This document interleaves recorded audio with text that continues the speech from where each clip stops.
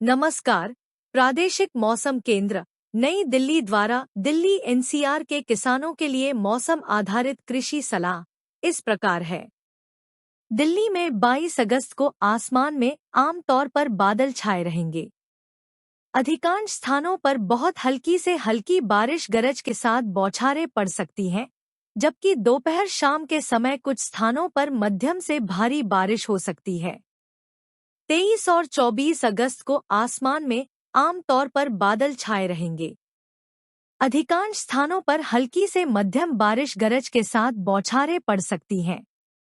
दिल्ली में आज अधिकतम तापमान 33 से 35 डिग्री सेल्सियस तक रहने का अनुमान है, जो कि सामान्य रहने की संभावना है। अगले 2 दिनों में इन तापमानों में 1 से 2 डिग्री सेल्सियस तक की कमी होने की संभावना है। आज दिल्ली में न्यूनतम तापमान 26.2 डिग्री सेल्सियस दर्ज हुआ, जो कि सामान्य रहा।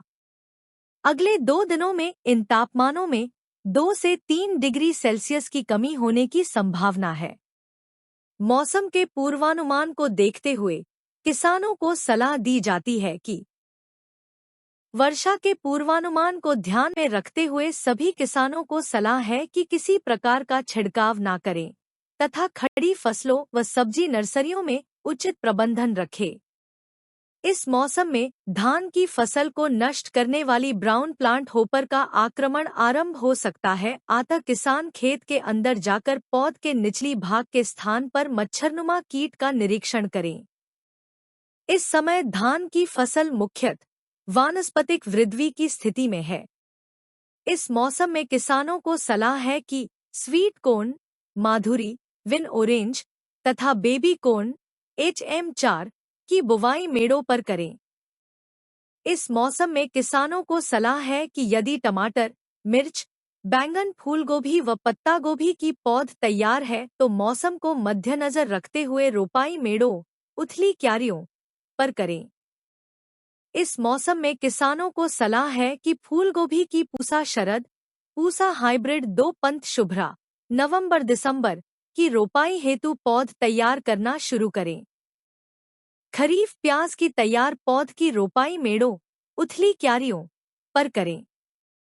किसानों को सलाह है कि इस समय सरसों, सागपूसा साग 1, मूली वर्षा की रानी, समर लौंग, लौंग चेतकी, पालाकाल ग्रीन तथा धनियापंथ हरितमा या संकर किस्मों की बुवाई मेड़ों, उथली क्यारियों पर करें।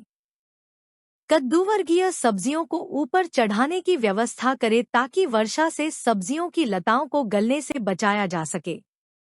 कद्दूवर्गीय एवं अन्य सब्जियों में मधुमक्खियों का बड़ा योगदान है, क्योंकि वे परागण में सहायता करती है। इसलिए जितना संभव हो मधुमक्खियों के पालन को बढ़ावा दें।